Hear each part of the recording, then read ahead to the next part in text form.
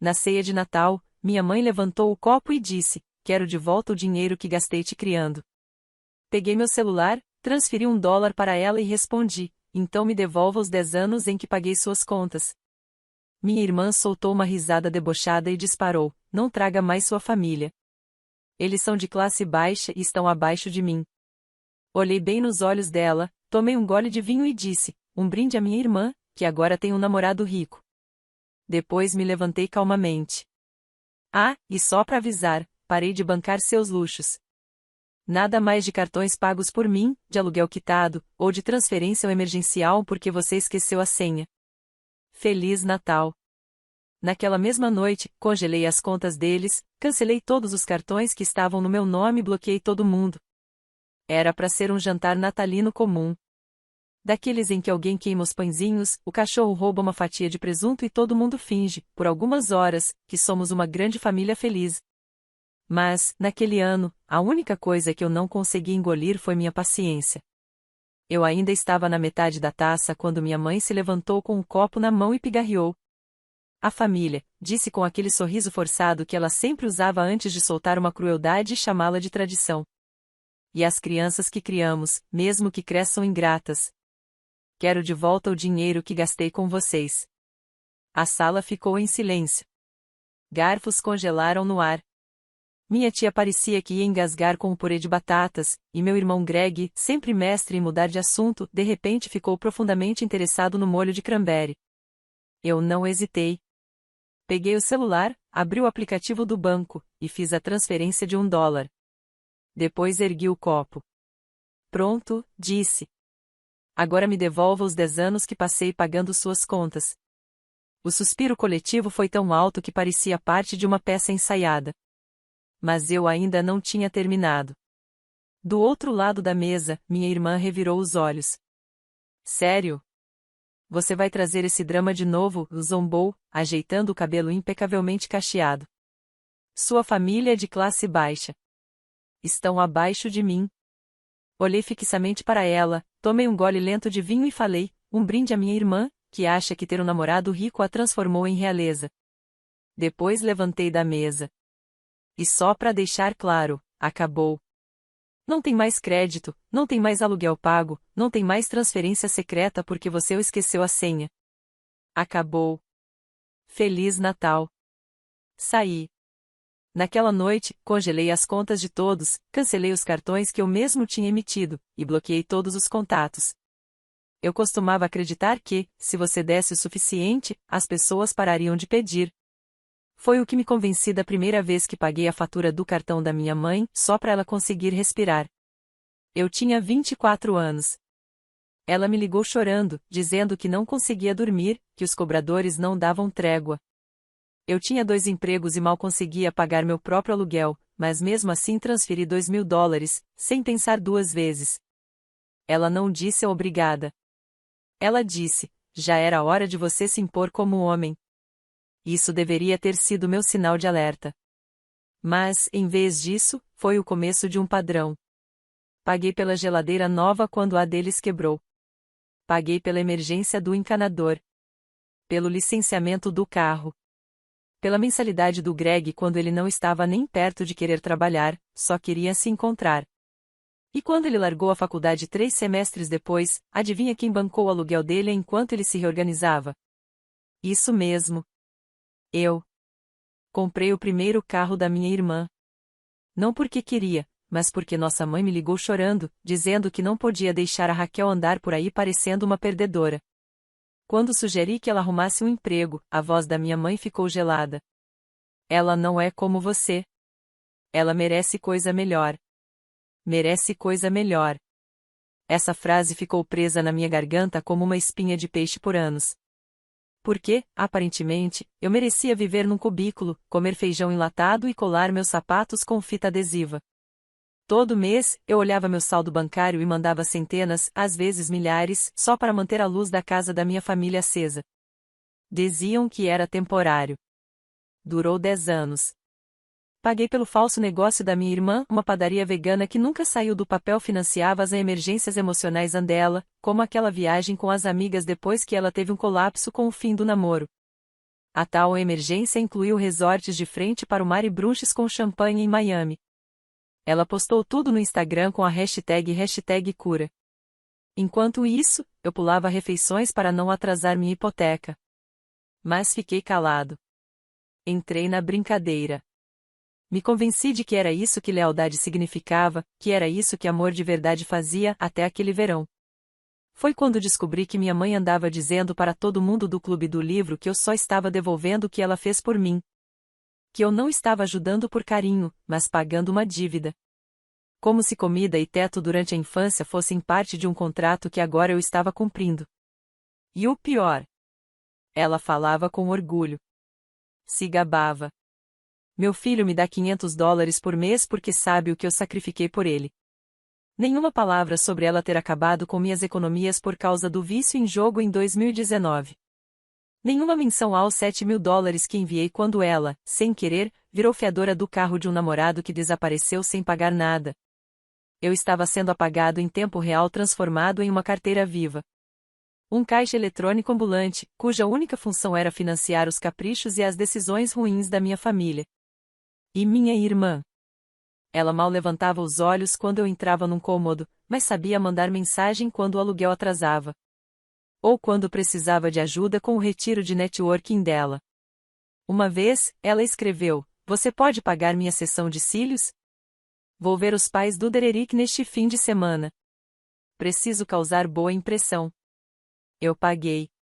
Também. Até que, um dia, fui checar meu relatório de crédito e vi que alguém tinha aberto um cartão da Macy's, uma conta de pontos de viagem e 2 empréstimos consignados no meu nome. O e-mail vinculado a todas as contas? Da Raquel. Minha própria irmã tinha roubado minha identidade. Minha pressão despencou.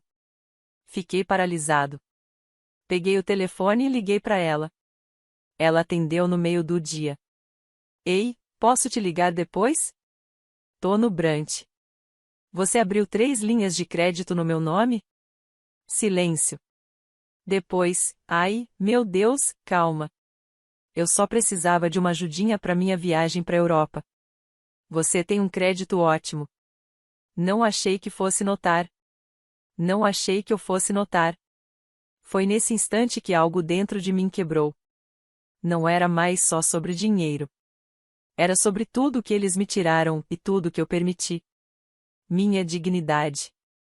Minha paz. Meu respeito próprio. E foi ali que nasceu o plano. Aquele Natal seria a última vez que veriam a versão de mim que pagava, tolerava e perdoava. Eu estava farta. No momento em que entrei naquele jantar, já sabia exatamente como tudo terminaria. Eu não estava lá para comemorar. Eu estava lá para enterrar uma década de culpa e autoabandono. A sala de jantar parecia a mesma de sempre, toalha branca, centro de mesa falso comprado no Walmart fingindo sofisticação, e a voz presunçosa da minha mãe ecoando da cozinha, dando instruções para Raquel decorar o presunto como a Martha Stewart, não como uma camponesa. Greg já estava sentado à mesa, rolando o celular, vestido como se fosse fazer teste para um comercial de cerveja. E lá estava minha irmã, cílios postiços, brincos Chanel falsificados, e o telefone, que eu paguei, piscando com mensagens do suposto namorado rico dela, que segundo todo mundo era só um promotor endividado com ego inflado. Sentei em silêncio. Deixei que todos tivessem seu momento. Deixei que fingissem que eu ainda era idiota que podiam manipular emocionalmente toda vez que as coisas desandavam. O vinho foi servido, os pratos passaram de mão em mão, as risadas vazias começaram. Então minha mãe ergueu o copo. "A família", disse ela, com os olhos brilhando. E todos riram do dinheiro jogado fora criando filhos. Todos, menos eu. Eu não pisquei. Peguei o celular, abri o aplicativo do banco, e transferi exatamente $1 para ela. "Pronto", disse, erguendo minha taça em resposta. "Acabei de te reembolsar pelo seu maior arrependimento financeiro. Agora, gostaria de um reembolso pelos 10 anos em que paguei suas contas, encobri suas mentiras e limpei sua bagunça." Silêncio. Mas não o silêncio confortável de Natal. Era outro tipo. Um silêncio duro. Greg levantou os olhos, piscando como se tivessem acabado de desligar a tomada do cérebro dele. Raquel soltou uma risada debochada. Meu Deus, lá vem ela de novo. É sobre seu complexo de mártir, né? Sempre a vítima. Virei lentamente para ela. Na verdade, disse, com a voz firme como aço, isso é sobre você ter usado meu número de previdência social para abrir linhas de crédito. A taça de vinho dela congelou no ar. Do que você tá falando? Não se faz de sonsa. Eu já registrei o boletim de ocorrência. Tenho o rastro do e-mail. Tenho as capturas de tela. Você usou minha identidade para financiar seus retiros de negócios e cuidados de pele de luxo. Isso é crime. Minha mãe engasgou, finalmente levantando os olhos do prato. Isso é um absurdo. Não, respondi. O absurdo é que eu venho bancando esse circo há anos. Levantei-me e tirei um envelope pequeno do bolso do casaco. Talvez você queira ler isso, mãe. Era a notificação oficial de que eu havia revogado a procuração sobre todas as contas dela. Virei-me para Raquel. Seus cartões do Venmo foram cancelados. As transferências automáticas do aluguel? Sumiram. Aquela conta de emergência odontológica do mês passado que você pagou com o meu cartão? Adivinha? Foi contestada e revertida. Minha mãe se levantou num pulo. Você está exagerando. Você não pode simplesmente nos isolar assim. Posso sim. E fiz isso ontem à noite. Suas contas estão congeladas. Seus cartões foram desativados. Virei-me para Greg, que já abria o app do banco com os olhos arregalados. E aí, Greg? Aquele iPhone novo que você comprou mês passado ainda está funcionando? Ele piscou, confuso. Ué, meu celular, e espera, meu pagamento foi recusado. Claro. Porque ele estava no meu nome. E adivinha? Bem-vindo à vida adulta. Talvez agora você tenha que pagar sua própria conta da Netflix. Minha mãe levantou ainda mais a voz. Você acha isso engraçado? Humilhar a gente no Natal? Não fui eu que humilhei vocês. Vocês se humilharam sozinhos. Minha voz tremeu, mas continuei. Eu surtei. Eu dei tudo. E vocês tiraram tudo. No segundo em que eu hesitei, virei um peso. Um problema. Uma decepção de classe baixa. Raquel deu um passo à frente. Agora tenho um namorado rico. Não preciso do seu dinheiro. Sorri. Ótimo. Então você vai ficar bem. Peguei o celular de novo. Vamos brindar a Raquel, que finalmente encontrou outra pessoa para sugar. Ela avançou em minha direção, mas Greg a segurou, celular ainda na mão, olhos arregalados. Mano, você cancelou tudo. Tudo mesmo? Tudo, confirmei. O controle da mamãe sobre minhas finanças. Foi-se. O aval do seu estúdio de música? Cancelado. Todos os cartões vinculados ao meu nome? Já era. Todos os seus luxos sempre foram meus. Não são mais. A voz da minha mãe vacilou. Você não faria isso com a sua própria família. Vocês fizeram isso comigo. No exato momento em que me transformaram num cartão de crédito com pernas. Então coloquei a mão no casaco mais uma vez e deixei uma caixinha sobre a mesa. Dentro havia uma cópia de todas as despesas que eu paguei por essa família desde que fiz 25 anos. 67 mil reais. Categorizadas, detalhadas, com recibos anexados. Considerem essa a conta final. Não se preocupem, não vou mandar para cobrança. Virei as costas e saí pela porta. Naquela noite, sentei-me no meu apartamento, taça de vinho na mão, enquanto as mensagens começavam a chegar, primeiro cheias de raiva, depois de desespero, e por fim, de manipulação. Você nos traiu. Você está exagerando. Vai se arrepender disso. Foi a última coisa que ouvi antes de bloquear todos eles. Cada número, cada e-mail, cada tentativa de contato.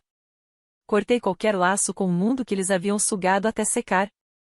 E naquela noite, pela primeira vez em uma década, eu dormi. Dormi de verdade.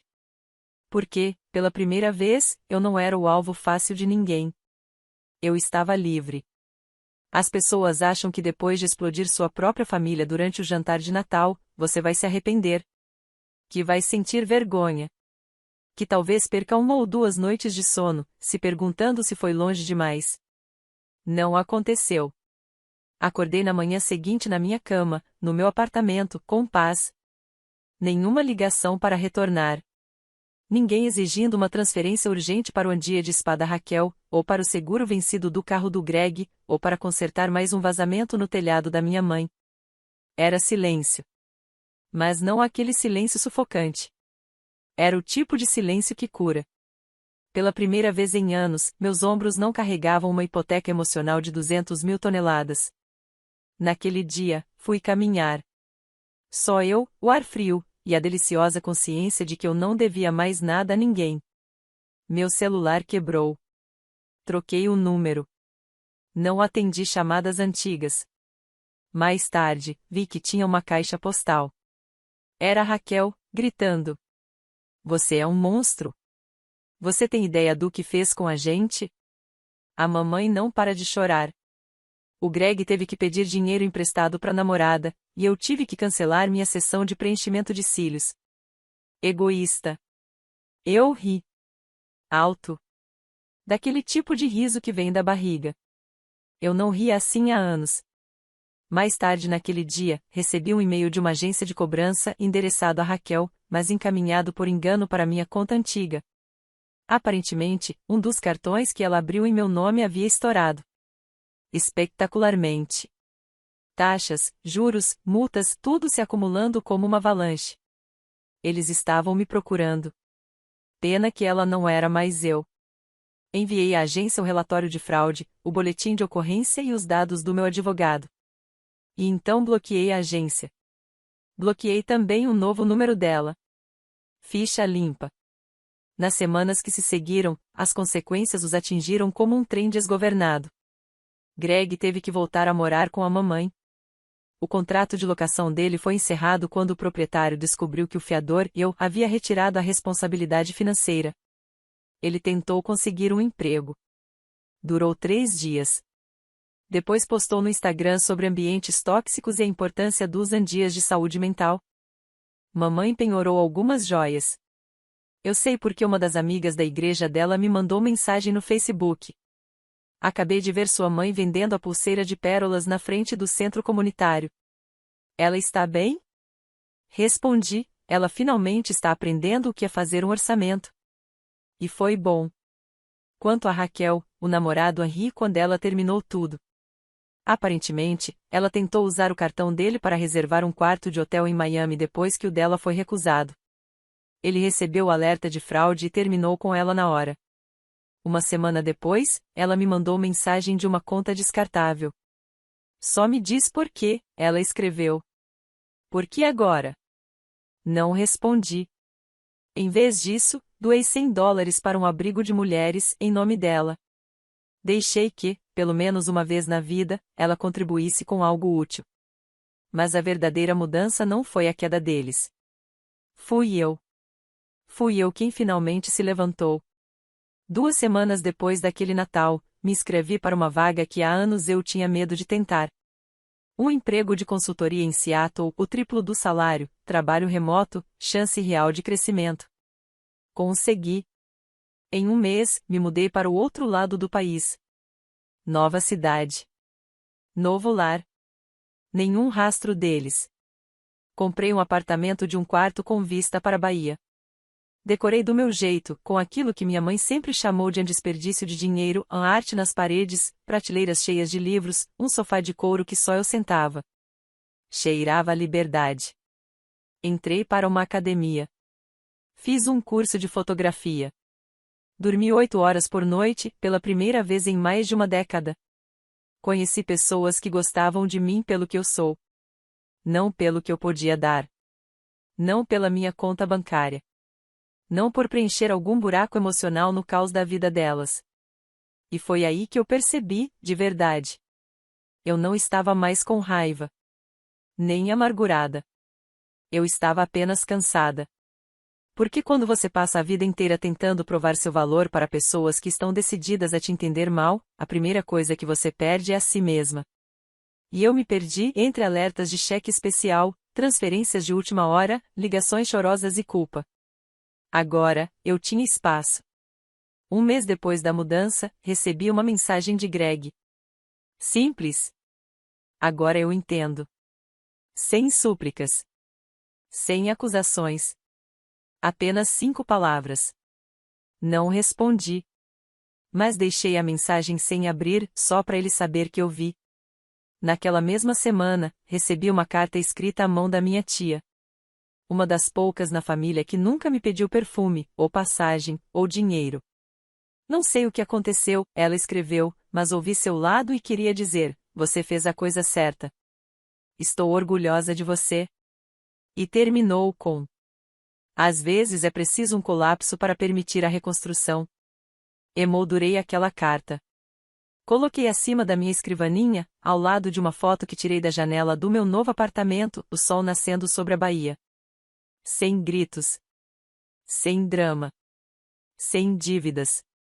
Apenas luz. 6 meses.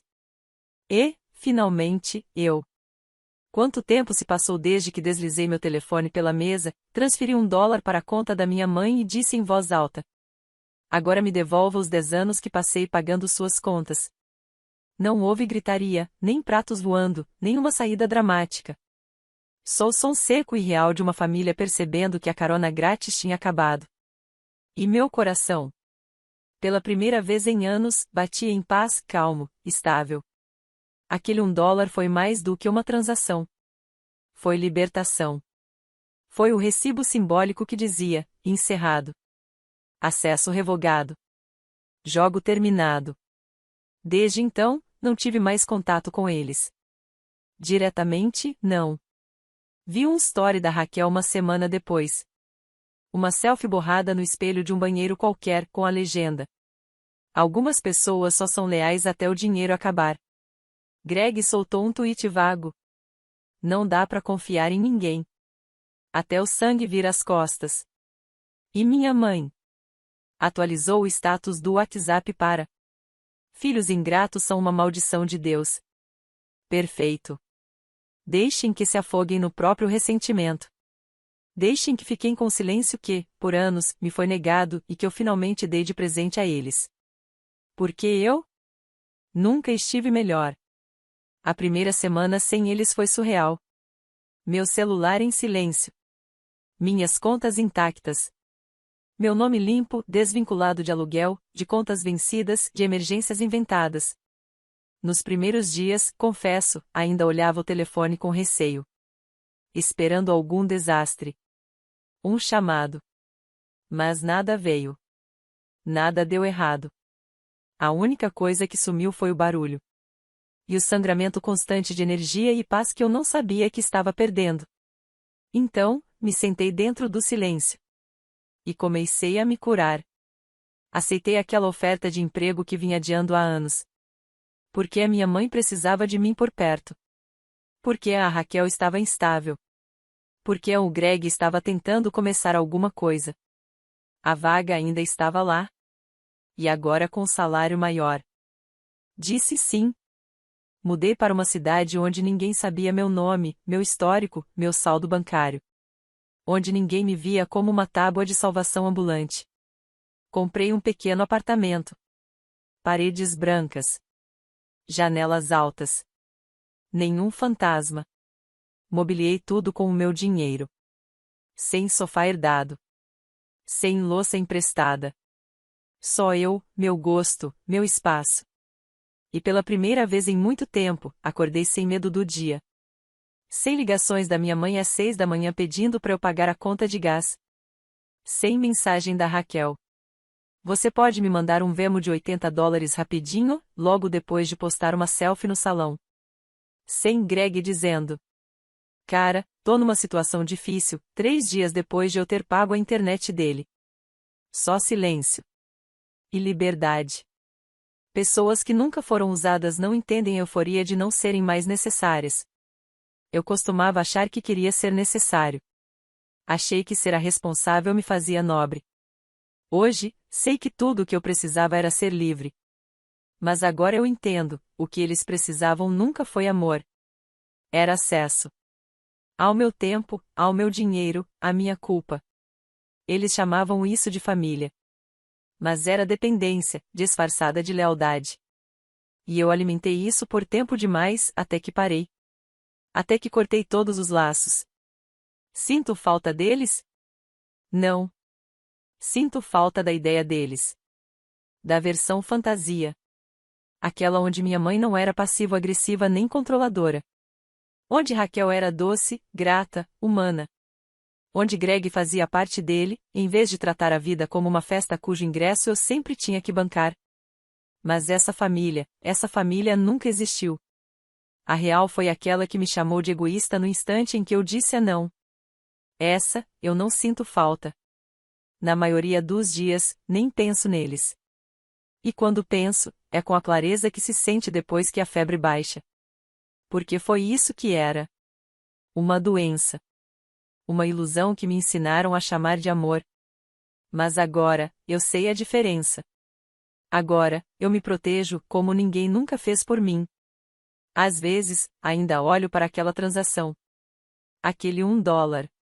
Aquele reembolso simbólico. Emoldurei o comprovante e coloquei acima da minha mesa, ao lado da foto que tirei da Bahia, da vista da minha janela. Ele me lembra de uma coisa simples, mas poderosa.